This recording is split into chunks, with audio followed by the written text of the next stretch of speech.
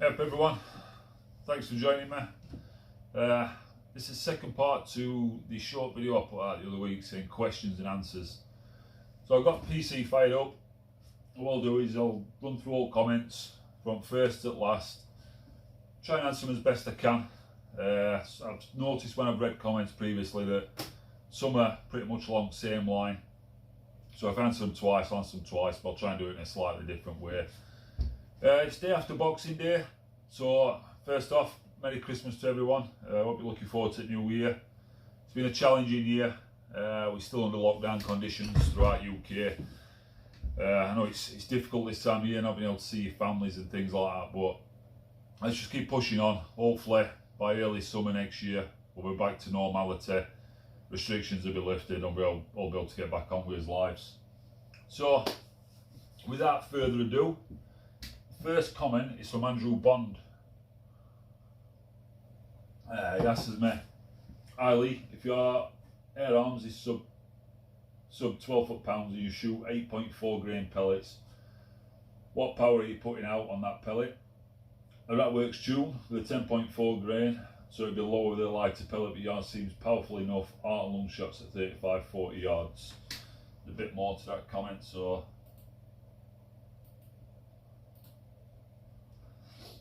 yeah, my air arms is sub 12 foot-pound. It has been rack work tuned, and I'm shooting GSP exacts, which I believe are 8.44 grain. I had it over an FX chronograph before the rack works tune. That's when I found out it was under power. I sent it off, had a full service and a tune, regulator fitted. And when it come back, I used FX chrono. Fantastic piece of kit, by the way. The best chrono I've used by far, and it's pushing out 11.7 foot-pounds. I take a variety of shots really. I'll take whatever presents best, so I'll head shoot quaddy and I'll shoot art long shots as well. It all depends on the day, the circumstances, and how like a magpie sits and presents itself to me. When you become like a seasoned hunter, or you've got plenty of experience, you'll know what's the best shot automatically. I don't really think about it. Obviously I'll raise rifle, put it on target, and then automatic, you've already made that decision. And art long shot, headshot, yeah, 35-40 yards, easily with a modern PCP these days, you'll be able to take quaddy down. It retains plenty of energy at range. Only thing I'll add to that is I do prefer the heavier pellet. They're a bit less affected by wind. It's not really stopping power, because it's not about stopping power, it's about shot placement. You hit vitals with a smaller pellet, a light pellet, or an heavier pellet, 177 or even 2.2, quaddy's going down. It's all about shot placement and accuracy. So now I've cleared that one up. KT, I believe this is Kev Tower, one of my subs. I'm actually hooked up to him through, we've swapped telephone numbers and we have regular chats and we WhatsApp each other. He'll show me what he's been up to. We swap a bit of advice either way. So he's asking me, "Hey Lee, what's the biggest bag of squirrels you've managed in a single session?" So, biggest, it's not a great deal to be honest with you. Off a feeder, it's half a dozen, so 6. But I've only been shooting feeders for, I don't know, last 3 years, maybe. And they're just getting established now.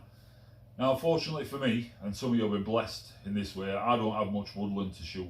My permissions don't hold vast amount of woodland. There's just patches here and there. So I just target, at the moment I'm targeting 3 different patches of woodland. I have picked some more permissions up recently. So again, it's only scattered particles of woodland, but I will put a feeder out here for next winter. I just haven't got around to it this year. So yeah, 6 off a feeder. If I go back a few years ago though, when I did have some woodland permissions and I weren't really into feeder shooting, I'd be doing what's known as free hunting. So basically on foot, stalking through woodland, looking for signs of squirrel, and just checking treetops, listening for sounds, you know, falling nuts, falling leaves, branches moving, that kind of thing. And I've shot up to about 10 from them methods. Like I say, I haven't done that for a long time either, because I haven't just got woodland permission anymore like I did when I was younger. I'd love to. I am on my, I have got my eyes peeled for a woodland permission. To be honest with you, it's the only thing that's sort of missing out of what I've got. If I could get a good, I don't know, 10-acre woodland, I'd be over the moon. But these things take time. Hopefully eventually I'll drop on one and my squirrel bags will improve even further. So the next comment is from someone called H. Lally. I'm just starting off as a pest controller. What's the best way to get a shooting permission? Also, is there a fee to do this or is it free? That's a tricky one, and I know a lot of people new to sport struggle with this, and I think we've all been through this struggle, to be honest with you. From experience, best way to get a shooting permission is through people you know. I know people go around cold calling, knocking on farmers' doors and other various types of permissions, but that don't seem to work very well. You're disturbing people when they're busy. Essentially, you're a stranger just turning up on the land. They don't know you, and I'd say 99.9% of the time you're going to get a no. I'd probably advise against doing that, to be honest with you. The best way is through people you know. So for me, I've had connections through work which have got me a few permissions. My brother's also a big source of permissions for me and him. We share his permissions. He works in butchery trade and he gets to meet different landowners from all walks of life.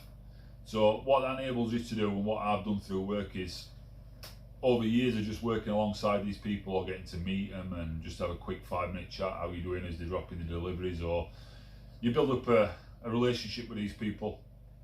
If you can build up a relationship with them, the trust is there straight away. They're familiar with you, they know who you are, they know your character.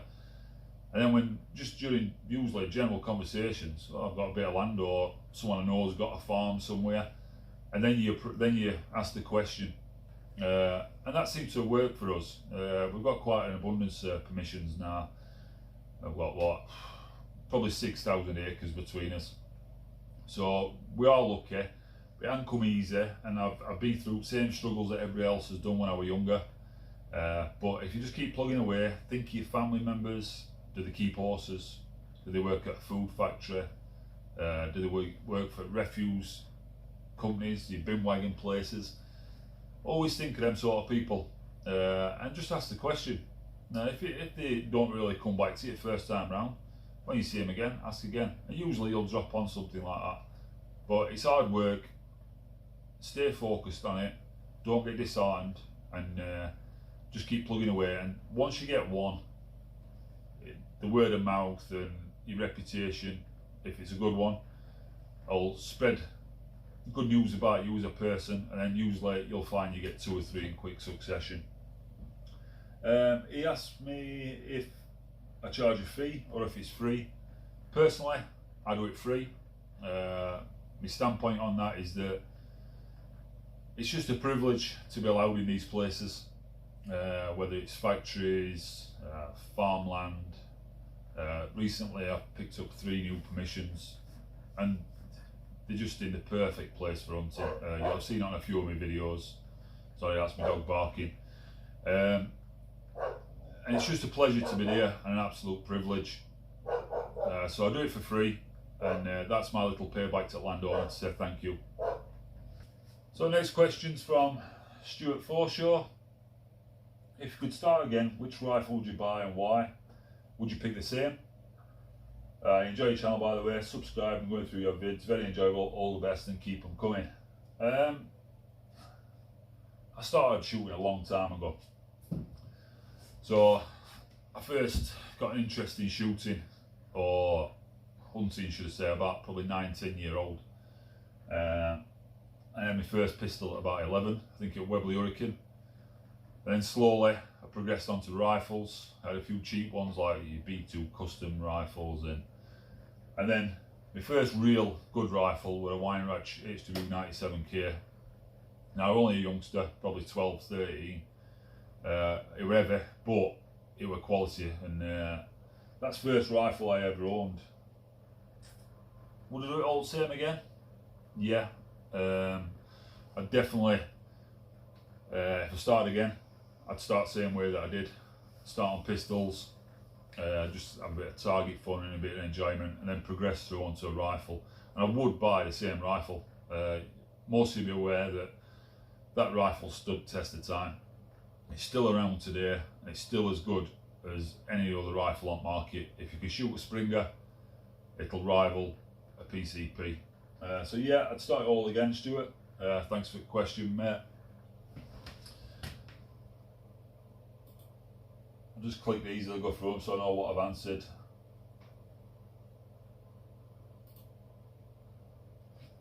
So we've got Brian Lodge. Brian, afternoon, mate.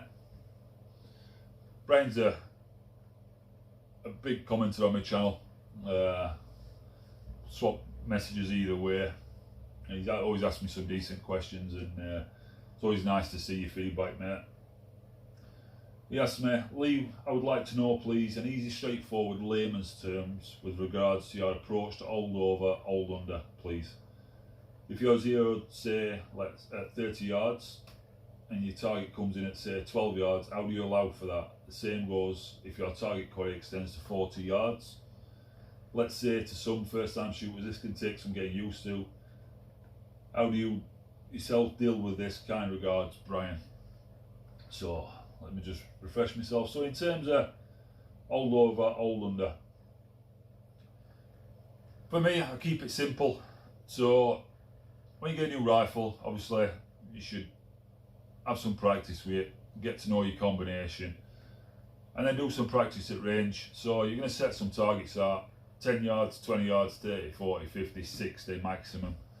And then shoot some pellets down range, map your trajectory. You can make mental notes of that, or you can write them down, and then whilst you're out and about in the field, you can refer to them notes and just let some pellets down range.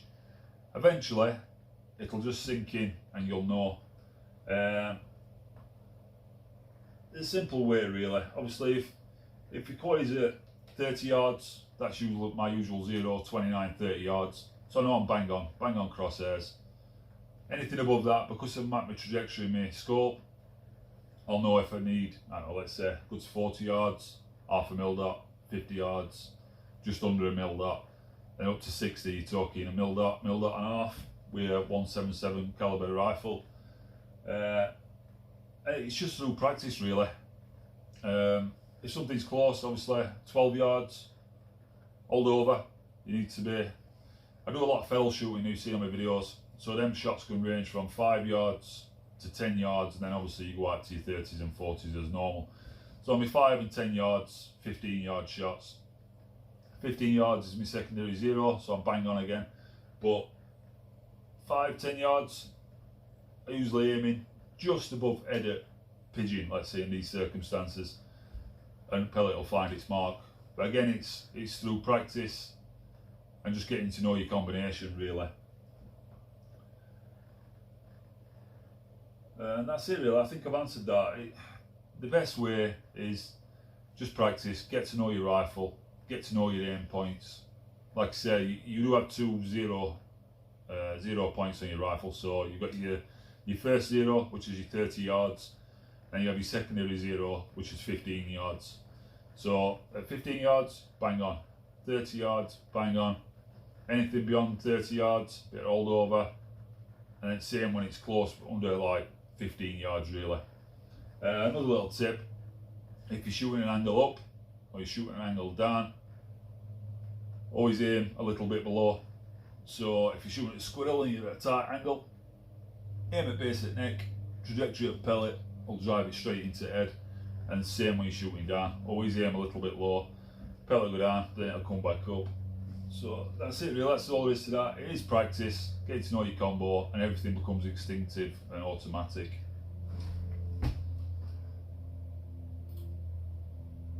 Wolverine vermin shooting.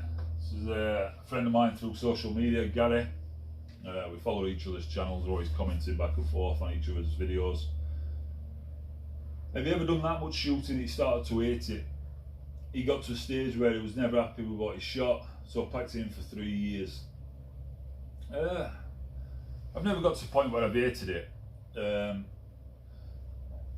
It depends what you're doing, I suppose. I try and vary what I shoot, and I try and bring a lot of variety to my channel and my hunts. If you're just going out every week and all you're doing is rat shooting, and you're shooting 50 to 100 rats every time you go out, eventually it's going to become monotonous. So you have to challenge yourself, really. That's why I like to shoot corvids. Corvids are really clever birds, really intelligent, and you have to outwit them. So there's a challenge there. And another thing that I like is filming hunts for everybody to view, for my own usage as well. You're not just going out and shooting, you're trying to document what you do. And that adds an extra challenge. For anybody out there that does it, you'll know that it's not always easy.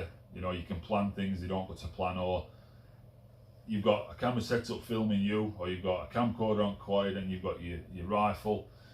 So, and all this without being spotted. It can be hard enough on corvids and things like that, and wary-eyed pigeons, just pointing a rifle at them. So if you've got to get a camera on it and make sure everything's right for video, it is an extra challenge, and that keeps me entertained. And so no, I've never got bored of it. I did have a break, probably about 4 years, a 4-year break. Couldn't tell you why, really, just circumstances, I suppose, in my life at the time. But yeah, I'd never hate shooting. It's my passion in life. Obviously I'm married and I've got kids, and they come first in everything I do, and everything I do I try and do for them. But hunting is something that's just in me, and I need to do it, and it's what gives me my peace and my satisfaction out of life, really. So yeah, I answered that for you, got it. So now we're going on to Casper. Now Casper, you'll probably see him on quite a lot of channels. He's a big avid follower of different YouTube channels, and he's been a big follower of mine, a big supporter of mine. So thank you for that, Casper. He's asked me probably about 10 questions in one go here, so I'll try and answer these for you, mate. How do you zero a normal scope, not the ATM? So I'll start with that one first. Quite simple for me. So obviously you're aware that I am using ATM 4K Pro at the moment. I've still got my MTC Viper Pro scope, which is your standard scope, let's say. So if I were going to be zeroing that up, like I mentioned earlier, I zero at 29 yards. Now the reason I zero at 29 yards is plus length of my garden, gives me 29 yards, so that's what I do. So what I'd do, obviously I'd get set up, target down range, we'll come to the scope. So first thing I'm going to do is wide magnification up to, I think it's 12 times on MTC Viper Pro. Correct me if I'm wrong, can't remember that. So full magnification. Then you have a side parallax wheel on your left hand side below your vertical turret.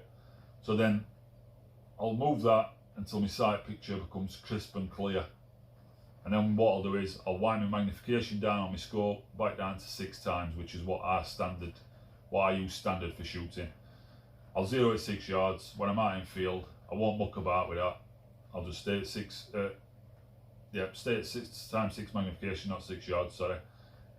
And then once I've done that, nice clear picture, basically just pick my target down range. Let's say it's a piece of card with a little mark on it that I've made. Take a shot. If I'm off to the right, obviously I'll use my adjustment, my side adjustment. So an easy way to remember this is, if I'm 1 inch to the right of where I want to be shooting, on my particular scope, it's 16 clicks per inch. So I just give it 16 clicks to the left, and it bring it centre to where I want it to be. Same thing, if I did my test shot and it was 2 inch high, but it was centred, 32 clicks down to bring it onto aim point. Take another few shots. Generally for me to zero a scope, you might be talking 2 or 3 shots, and I've got it where I want it to be, in good conditions with no wind. I've always got one eye on wind and weather when I'm planning my shooting. I've been watching it all week, and I'll know which days are best for me to zero my scope up. Ideally the day before if possible. And then when I go out, I'll have one test shot when I actually get on site and I'm all set up, just to make sure it's not got banged about anything in transit. But that's the easiest way of doing it. It's quite simple. Again, for experienced shooters, it's simple. For anyone starting, it's not. But easier. Just remember, magnification up to full, so 12 times. Do your side parallax, get a nice clear picture. Wind your magnification back down to magnification you want it at. It can be 5, 6, 7 times. Then just take a few shots, see where your pellet's going, and make adjustment with your turrets. It's quite simple. What advice would you give to a new shooter in general? So to new shooter in general, do your research first before you go out and buy a rifle. Remember that one of the most important things is you won't be able to just go out and just hunt straight away. You can't just go walking about someone's land. Obviously it is classed as armed trespass, so you're more than likely going to put a range, or you're going to be on your garden. Now obviously you can shoot on your garden as long as you own your own house. It's your own land and you have safe backstops and your pellets and stuff don't leave your boundaries of your property. I'd probably advise go to a range a few times, use one of their rifles, see if you really take to it, see if it's something you want to do before you go and spend a lot of money on a rifle and combo and then find out you can't get a permission. Like I said earlier, don't lose faith, shoot at a range, shoot on your garden as long as you do it safely, and obviously consider it to your neighbours, and then just go out there and find a permission. How long have I been shooting, and did I have a mentor? How long have I been shooting? I've been shooting since I was 11, so we're talking what, 32 years? Yeah, 32. I'll talk about how I got started earlier. So I mentioned I started with pistols and I progressed on to rifles and stuff. No, I didn't have a mentor, believe it or not. My dad weren't a hunter, but I do remember one of my uncles taking me to like a few game fairs and things like that. I used to do a lot of like deep sea fishing when I was a youth as well, like 10, 11, 12 year old. My granddad used to just stick me on a boat and just send me out with men, and I used to go out for 8 hours fishing. And a lot of it comes from being with my grandparents on an holiday park in East Yorkshire in UK. He had a caravan down there for years and years, and we used to go down weekends, school holidays. And I used to see rabbits. Obviously, if you've ever been on a caravan park, holiday park, you'll have seen how many rabbits there is. I used to just see them, and I don't know, it was just a hunter's instinct, I suppose. I wanted to catch one. So me and my brothers made some homemade snares. I know you shouldn't have done it, but we were only 9, 10, 11 year old at the time. And we set a couple in hedgerows, and we managed to catch a couple of rabbits. And I suppose that's where the bug and the instincts all kicked in. And then from there I just progressed on. So everything I've done, I've been self-taught. But I say self-taught, I went out, I bought magazines, Airgun magazine particularly. John Darling were a big hero of mine. I read everything, I've had all these books and I've read all them. And I don't know what you like as a person yourself, but if I get interested in something, it becomes an obsession. So whether it were fishing, shooting, or other things in my life. And I find that's how I learn. I just submerge myself into something, and I learn everything I possibly can. And then obviously you take that knowledge into the field with you, and you expand on your experience. Then you obviously you try things. Oh, that didn't work. That book told me that it worked, but it didn't work. It works sometimes, but as you know, as an hunter, it doesn't work every time. So you have to learn to swap tactics and adapt yourself. So that's what I've done really. I've self-taught myself, but I've just completely submerged myself in it. Like I said, I've been shooting 32 years. So over them 30 odd years, I've learned a lot by mistakes, and I still make mistakes. We all do. It's just everyday part of life. But all round, I've got good knowledge now, and that's through just being out there, observing things, finding things, walking through woods, walking through farmland, and just seeing what's going on around you. You soak everything in basically. What calibre do I prefer? .177 or .22, and why? So You all know I shoot .177. I have shot 2.2s in the past. I think first spring rifles I started with like H297K with 2.2. I don't find much difference whatsoever between them really. It all depends on your preference. The reason I shoot 177 is it's less forgiving at range. So if I get my range estimations wrong slightly, I'm usually alright with a 177. I don't use a rangefinder. I'm a good judge of distance. Like I said, 30 odd years, I seem to know what's what. I'm not saying I get it right every time. I do miss. I'm just like everybody else, and I get things wrong from time to time. But that's the main reason really. Just range forgiveness. I can miscalculate by 5 yards, and it's not going to make that much difference to me aim points and stuff like that. But cheers for that, Casper. So next question's from Stuart Berger. Hi Lee, in your opinion, what's the best shot you've ever pulled off? And also, what's your thoughts on thermal spotters? Which one would you go for on a budget? Best shot I've ever pulled off? I honestly don't know. I couldn't answer that.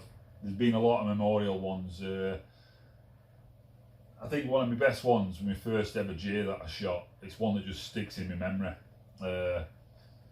On the edge of some woodland. I'd not seen anything all day. I'm talking now about probably 19 or 20 at this time. Then a J come along. It was about 40-45 yards if I remember right. Just get a little bit of rolled over. Took my shot with a spring rifle, presumably probably 97K at the time. And it just dropped clean. The first ever J I shot, I found it an absolutely magical bird, and it just always sticks in memory, that one. So I would say, I don't know if it's best shot I've ever pulled off, but it's the one that always sticks in my mind. It's one that I always think about. What's my thoughts on thermal spotters and what would I go for on a budget? I'm not a big fan of thermal. I don't think picture quality is good enough yet.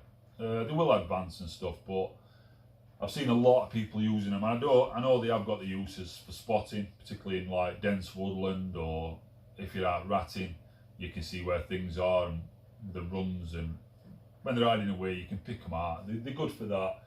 And I suppose when I went rabbiting the other week, I shot 7 rabbits, but I only found 5 because I made a decision that I was going to shoot them, let them stay where they laid, and then do my rounds that I got planned in my mind, and then go and do a pickup after. So I weren't carrying loads of rabbits around, because you'll know yourself, they get really heavy.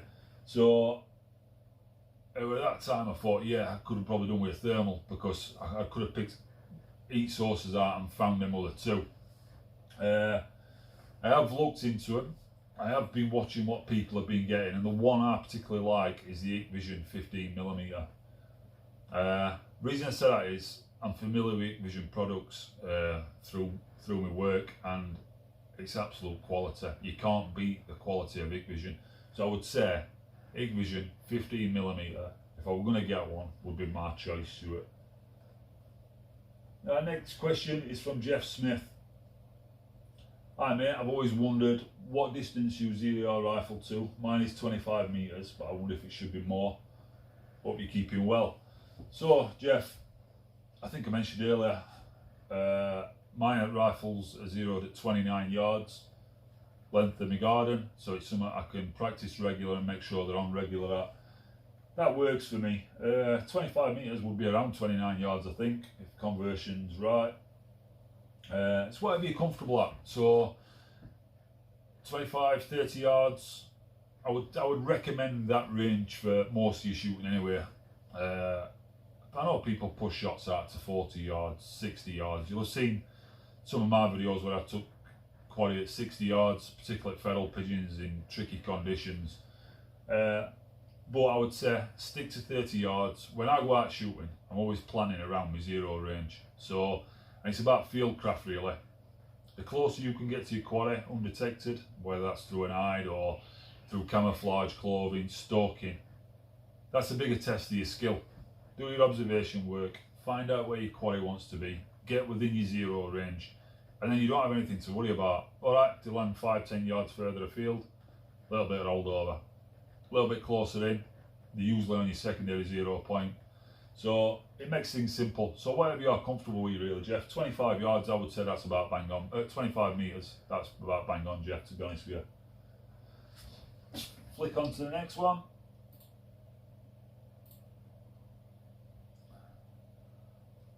So Lee Hillier. Hi Covid Hunter, I've seen you shooting many great missions, but never with any FAC rifles, either air or rimfire, etc., where it looks like it would be an advantage. Do we have any plans to get FAC? Yes, no, and why? I don't shoot FAC rifles currently. I'm just shooting sub 12 foot-pounds, and that's what I've always done. There's always been a little bit of me that's wanted to go FAC. But then I think, well, what I've got sufficient for what I want to do. Now, I do constantly have this little niggle about going FAC, and particularly recently, and that's because of extra land that I've just picked up. I've just picked another 4 to 5,000 acres up in prime hunting country, really. I've got permission for everything on there, foxes, deer, everything. So it might be something I look into this next year in 2021. And that's with a view to hunting bigger quarry. An air rifle for me is good enough for what I shoot. So no real plans. The land that I shoot, yep, it would be ideal for FAC. Plenty of high hills and valleys for safe backstops, that sort of thing. So it is something I'm going to look into, but it's not something that's pressing or that I feel I need to do.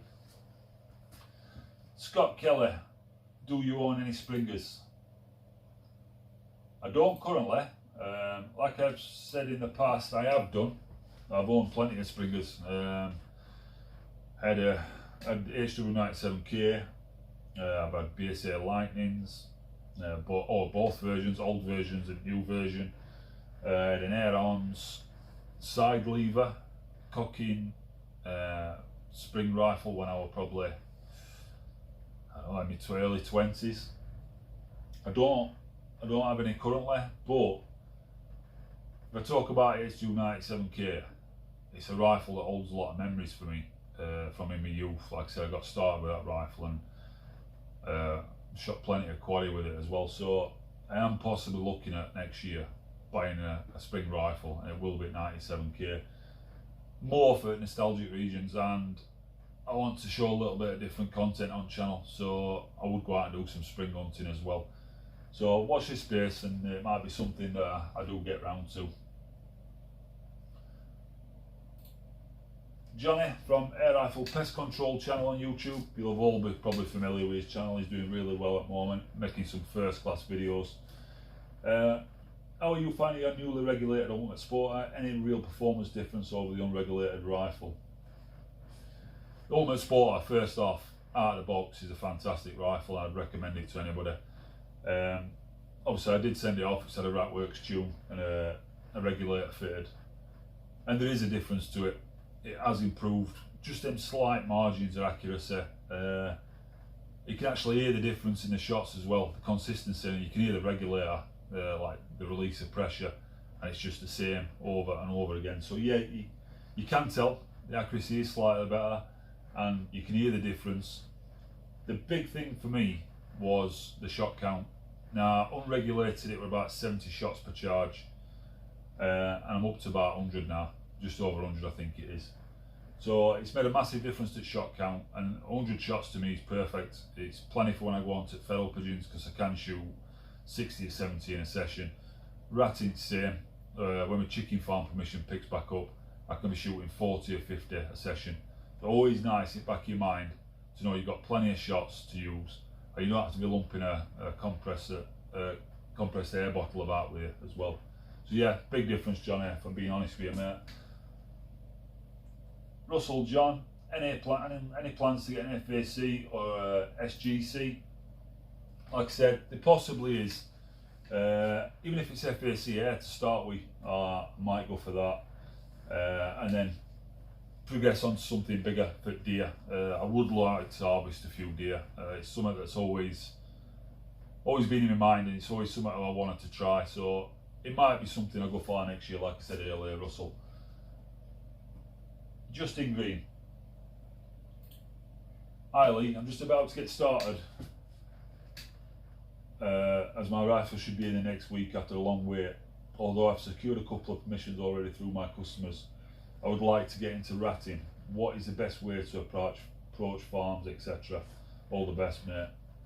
It's like I mentioned earlier, knocking on doors, it's not likely to work, Justin.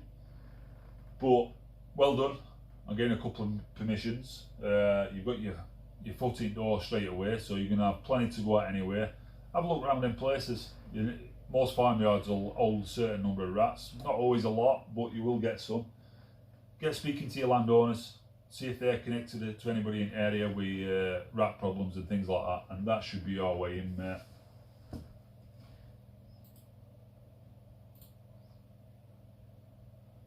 Philip Sharp, another person that's always commenting on my channel. Thanks for your support, Philip.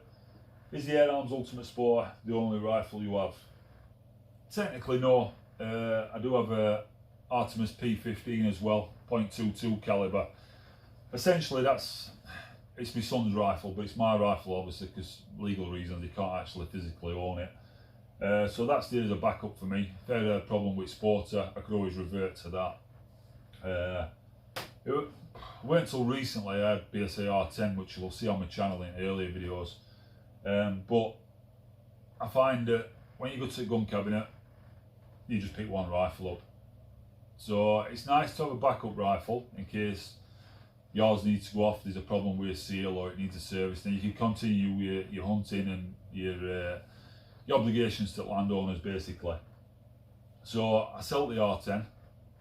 It was a beautiful rifle, but it never got picked up, it never got used. So although I always have use of a second rifle, and like I said, it'll probably be H2 97K next year. That I will use because it's a different form of hunting. It's something I want to show as well to everybody on YouTube. So I've only got the Sporter for now. I've got the use of the P15, and there will be another rifle at some point next year. Paul Cozier, hi mate, can you tell me how to clean a HW100 walnut stock? I've tried with furniture polish but can't get that proper shine, thank you. Hi Paul, I've done a few stocks. I did my R10. You want English walnut oil and just rub that into your stock. Now, if you're hunting, then I won't advise putting a shine on your rifle.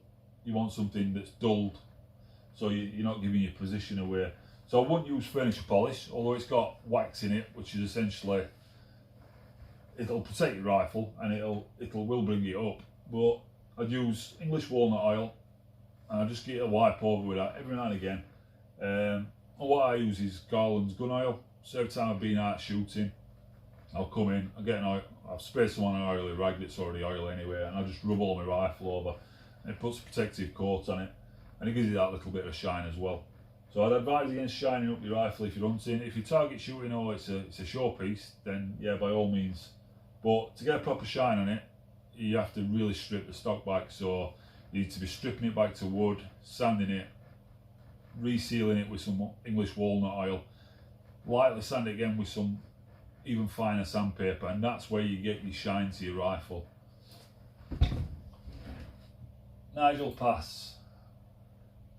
When do you ever clean your rifle barrel? Never, after so many pellets or when you lose your accuracy.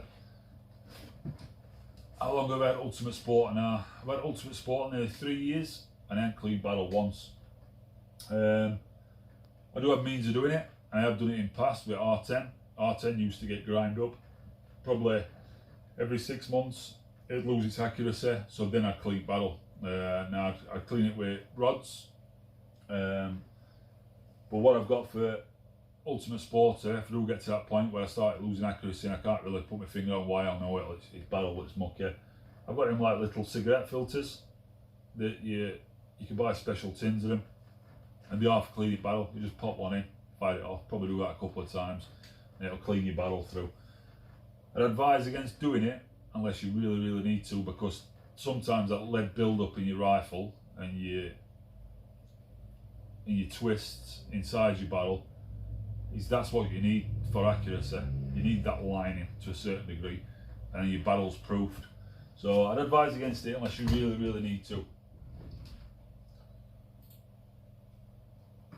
Phil's Airgun Antics, another channel on YouTube you're probably all familiar with. Again, we talk to each other regular. Have you ever had any posts or anything negative from aunties, mate? We know they know nothing about pest control or conservation. I get a lot, to be honest with you. I get a lot on YouTube, and all I simply do, if someone puts a negative comment up and it's like a personal attack or whatever, I'd use it from my channel and I'll remove comments straight away. I don't get into an argument with them. It's not worth my time, and it's not worth negativity in your life either, really. What I don't understand is, if people don't like the hunting way of life and shooting and things like that, why are they watching videos? You know, most regular YouTubers now, I'll put something on I put a warning on the video, start a video, warning pest control, there, do not watch if you're likely to be offended. So at that point, if it's not something you like, then just knock it off. But they don't seem to. There seem to be trolls out there that want to have a go. But like I say, I don't give time of day really. I don't let it worry me. I don't enforce my views on people for what they like to do, so I wouldn't really expect people doing that to me. We all live our own life, we're all individuals, and we can make choices ourselves, and you can't criticise other people for their choices in life.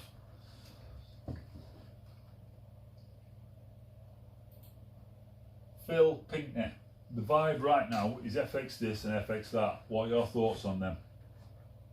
You're right. When you look on all different YouTube channels, there's a big push for FX this and FX that, whether it's rifles and kit and all this kind of stuff. I'd say Matt Dubber's probably responsible for that. Obviously, he's took FX rifles to a different level. But what people need to realise is, his rifles have come from factory and then probably gone back, and he's made alterations, and he's asked them to make alterations to how he wants them to be. And yeah, they're superbly accurate. But don't expect to buy an FX rifle and it be outstanding like his out of box. They are outstanding rifles. I've had pleasure of shouldering one, and then recently a friend of mine brought the bronze version, and he's been shooting about 12 months, so he's relatively new to sport. So he asked me to set it up, get it all zeroed up for him to start with. So I did. Obviously I took the opportunity to shoot it. Now what I found is they're beautifully balanced. You know, you put them in your shoulder and they just fit. And then accuracy, it were superb out of the box. I'm not going to say it weren't. It were brilliant. But for me personally, they're not for me. They are too small. Obviously, you'll know I'm 6'5", got a big frame, so I need a rifle with some weight and some length to suit me and suit me as a person.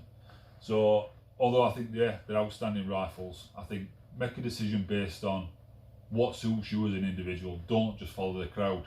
They are brilliant, shot count's brilliant, but a lot of people do follow that route. Oh, he's got one, so it must be great. But follow your own mind, follow your own heart, and find something that suits you. And it's about you and that rifle and that combination becoming one. If you become one, you'll be successful. So I'd advise that really.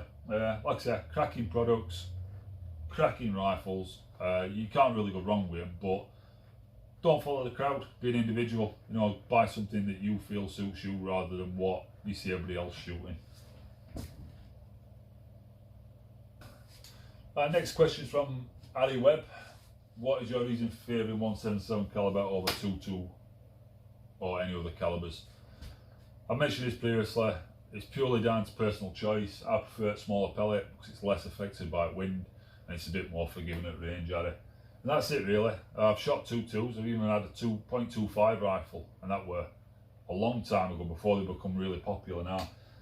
Again, it's just about shot placement and accuracy. You can put any of them pellets in the right place, then you're onto a winning situation. I told Michael, another regular comment on my channel. Thank you, Michael.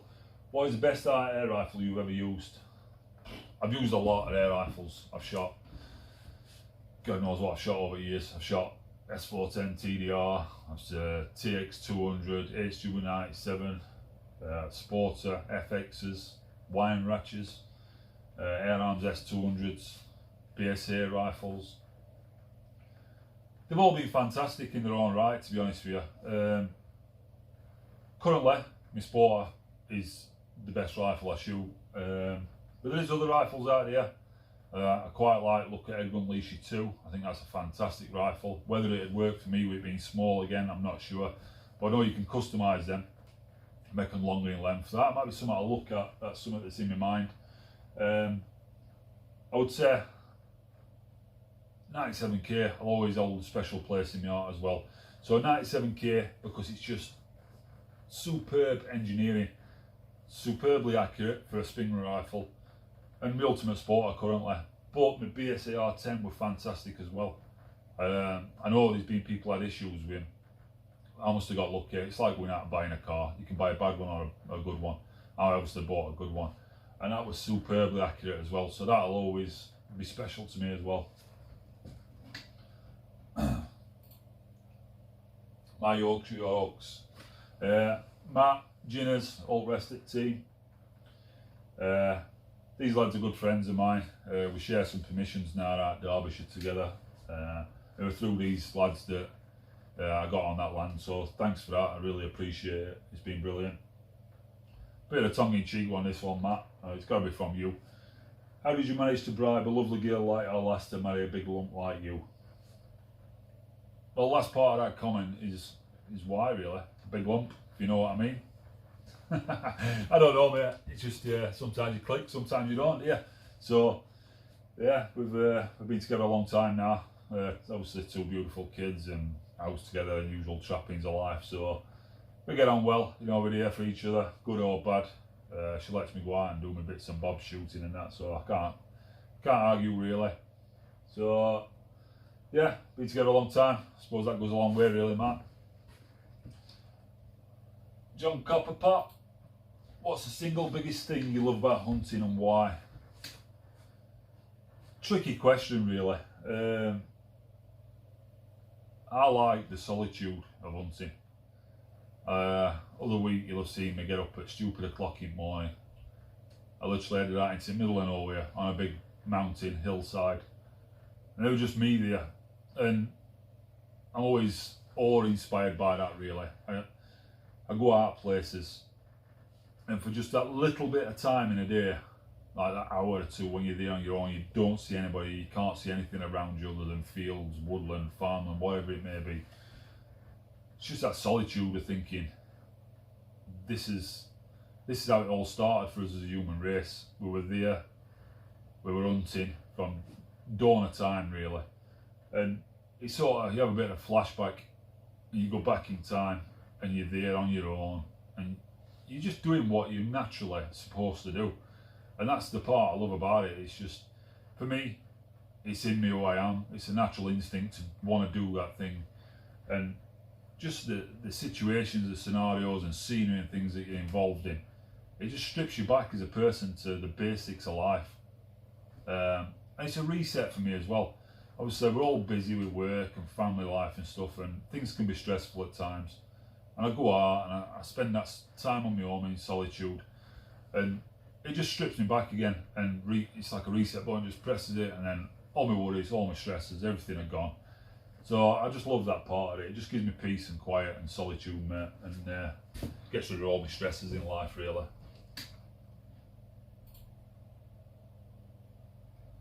Bunny Basher, apart from your own channel, which other shooting channel on YouTube you enjoy watching the most? I can't say I've got a favourite. I'll be honest with you, John. Honest with you, sorry, Bunny Basher, wrong person. What channel do I enjoy watching? I've done a YouTube shout out mention video where I mention a lot of channels that I watch regular. Two channels spring to mind, and you've got Squirrel on that channel. That team of lads, and they're always a go-to of mine. I've learnt a lot of stuff from them, and I've had pleasure of meeting up with them, hunting with them, and that channel always have a special place for me because you can learn so much from it. They do things right, they do it ethically, humanely, and it's about education. They want to teach people about why they're doing it and the way to do it right. And another big channel for me, which sort of falls in line with my channel a little bit. Obviously, my channel's called COVID Hunter. I know I shoot other species as well, but I have to have that variety in my hunts, like I mentioned earlier, to keep it interesting and challenging. But Hunter's Vermin from Northern Ireland, big inspiration from our channel as well as Squirrel Hunter channel. Obviously shooting magpies, hooded crows, that sort of thing, and that's the real challenge for me, is getting on that type of quarry, outwitting them and pulling off a successful hunt. So he's a big inspiration for me as well. Grey Hunters Pest Control, another channel I watch regularly on YouTube, makes some really good squirrel videos, so check him out. Hi buddy, I'd like to know what inspired you to take up shooting, especially why you prefer air rifles. I don't think anybody particularly inspired me. Like I mentioned before, it was just a natural thing that I seemed to get into. I didn't have a mentor or anything like that. Big inspiration for me was John Darley. He's the person that's probably inspired me the most. Reading his articles in Air Gunner, it was always a magazine that went for at local news agents. I just thought the bloke was fantastic. His articles were brilliant, really well written, really educational, and he inspired me. I read his articles and it just ignited something in my mind. It was thought, yeah, that's what I want to do, and I want to do it that way as well. I want to do it the right way, like he does it. Reason I use air rifles, it's just the quality I shoot, really. Like I said before, small game in UK, they're ideal for that. They're a useful tool to use around farmyards and factories and places like that. So that's reason for that, really. Yeah, that's it really, mate. I think I've answered that. Brian Douglas, seems a daft question, but his keen eyesight a must. I've seen shooters wearing glasses. My own eyesight is not that good, but I would love to have a go. I would say, yeah, keen eyesight is probably a good quality to have when it comes to shooting, a good attribute. But yeah, wear glasses by all means, you know. Get a decent pair of glasses if you need glasses, and it shouldn't restrict your shooting. You might have to change your technique slightly. But also remember that the scopes out there today are designed really well and engineered really well, so they improve your eyesight as well. You know, you can put it on whatever magnification you want. And these scopes out there are specifically designed for people with not so good eyesight. So just do your research, Brian, have a look around. I think these MTC, is it Connect, your smaller scope, they're designed for people that wear glasses. So just have a look, do your research, and you can make enhancements through your glasses or through what type of scope you buy, and it'll give you the required ability in terms of your eyesight to hunt properly. Connor Smith, what do you use to recharge your rifle? Pump, dye bottles, compressor, or all of the above? And what in your opinion is the best? I'm currently using a dye bottle to fill my rifles up. I have got a FX Stirrup pump as a backup. Obviously, I ain't had to use it, but I thought with obviously current restrictions with this pandemic that's going on, that it'd be a good thing just to have put to one side, and then if I can't get to a dive shop to have my bottles refilled, I can just fill up manually. And I have used Stirrup pumps in the past. People say it takes a lot of hard work, but I didn't see it like that, because when I go out shooting, I might have 20 shots, and that's it on a good session. So as soon as I come back in, I used to use Stirrup pump, 20 pumps roughly, rifle will fill back up, then it'll go away. So as long as you're topping up, you're not running your rifle right down, a Stirrup pump will work fine.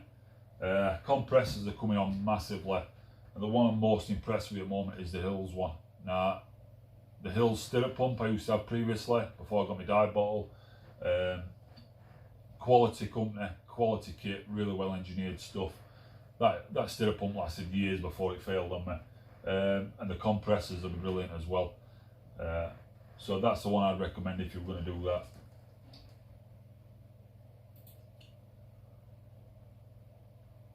Ronald Craig Edwards. Hi Lee, as always I watch your videos and love your knowledge about all hunting aspects.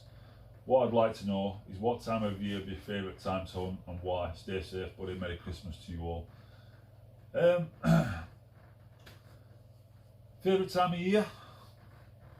Don't get me wrong, I like summer, when you just sat in an hedgerow and you've got a t-shirt and a pair of shorts on. You can just snipe a few woodies out of hedgerow. It's nice to feel that warmth, but my favourite time is winter. That's when you can really target certain species of quarry like your corvids and stuff, or squirrels, because obviously natural food runs out. They condense into a certain area, they flock up together. Wood pigeons, same. If you want to go roost shooting wood pigeons, you get all your wood pigeons congregate together in woodland. And I like that cold. I like that challenge, being out here, suffering with elements. It makes you feel alive. You know, you go out, it's cold, you have to keep moving or wrap up warm to keep warm, and you fight elements as well as the challenge of hunting. So I prefer winter, mate, to be honest with you. But every season's got its plus and minuses. I think we're on to the last question. Carl Cunliffe. Thinking of adding another rifle to the one I already have. Any tips on getting it into the house without the wife seeing it? I think everybody has this problem. Yeah, especially if you're married like I am. You know, your wife wants to know about every penny you spent. There is no way of sneaking something past your partner or your wife. It's not the best way of doing things. Just be honest. Drop a few hints along the way. You know, a few months before. Well, I'm thinking of doing this. I'm thinking of doing this. And then whatever you spend, mate, just give your bank card, let her spend the same. And as long as she's getting something and you're getting something, it's happy days, really. So yeah, just be honest. Don't try and sneak anything in and out. And just share the love, really, mate. If you're thinking of spending 500 quid to £1,000 on a rifle, make sure she gets same in return to go and spend it on clothes, makeup, or whatever she wants to spend it on. Right, that's brought me questions and answers to a finish, really. I hope you've enjoyed it. I've tried to be as upfront and honest as I can about my answers and my opinions. I've got through all questions. Like I said, just if there's any other further questions, there's a particular back of this video you want to ask, just drop another comment in this video and I'll answer it in the comments section. So thank you for watching. Thank you for your feedback. It's been a pleasure trying to answer your questions. Leave me some feedback, let me know if I've answered everything properly. If I've left anything in doubt, then please ask me again through comments. And that's it for now. So, Merry Christmas, Happy New Year. Let's hope 2021's a lot better year. And happy hunting. I'll see you next time.